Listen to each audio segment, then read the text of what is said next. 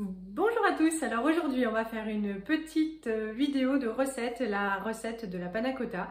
C'est quelque chose que je prenais régulièrement au restaurant ou qu'on allait chercher directement chez le traiteur italien. Et puis je me suis intéressée un jour à la recette et en pensant que c'était compliqué, long, qu'il fallait des ingrédients à foison. Enfin voilà, j'avais beaucoup d'idées préconçues et en fait non, il faut très peu d'ingrédients et en plus c'est super facile. Et en plus c'est super rapide, ça fait toujours son effet, tout le monde est super content d'en manger. Je vous montre tout ça. Allez, pour faire cette recette, il vous faudra 50 g de sucre. Moi, j'utilise assez souvent du sucre rouge. Je trouve que ça parfume mieux, puis ça donne une coloration sympa. Je mets un sachet de sucre vanillé en plus. Et puis, un petit peu d'arôme de vanille. Évidemment, vous pouvez toujours mettre une gousse de vanille, mais on ne va pas se le cacher. Après, du coup, ça fait un petit peu plus cher. Il faut un petit bol d'eau pour mettre à tremper. Donc, du coup, 3 feuilles de gélatine. Zou, je les mets à tremper. Il faut deux bouteilles de crème fraîche entière, liquide. Hop, voilà. Zou, 2 fois 40 centilitres.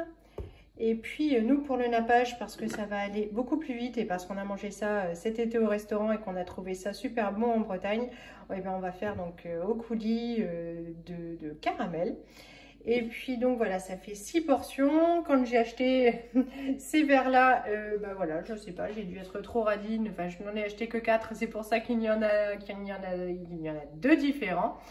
Et bien on passe directement à la recette. En fait, c'est tout, il ne faut rien d'autre.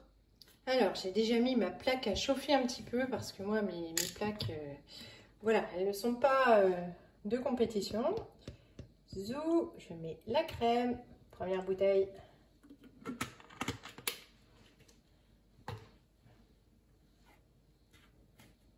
Oups. Deuxième bouteille.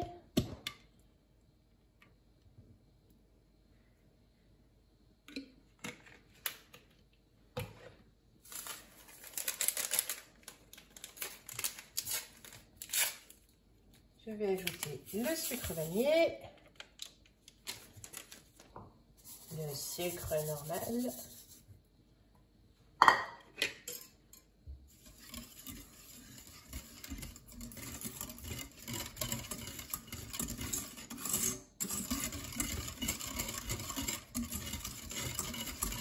hop, j'ai bien mélangé, je vais continuer à remuer régulièrement jusqu'à ébullition.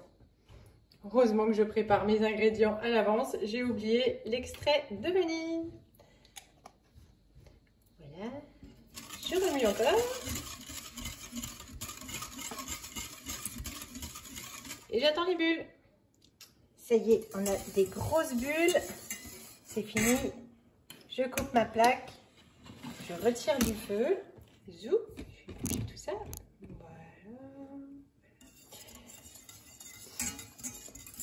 Et là, on a déjà presque fini. Il n'y a plus qu'à prendre la gélatine. On prend les feuilles, on les égoutte un peu.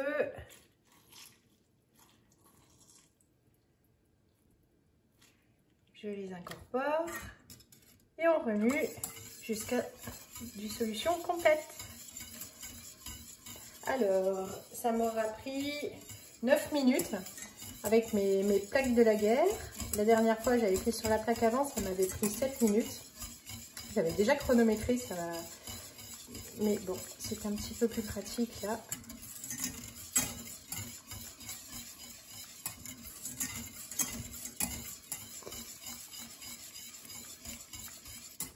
Ça sent bon. Hop, je vais ranger ça. Zou, bien racler le fond pour être sûr qu'il n'y ait pas de la gélatine qui soit restée collée.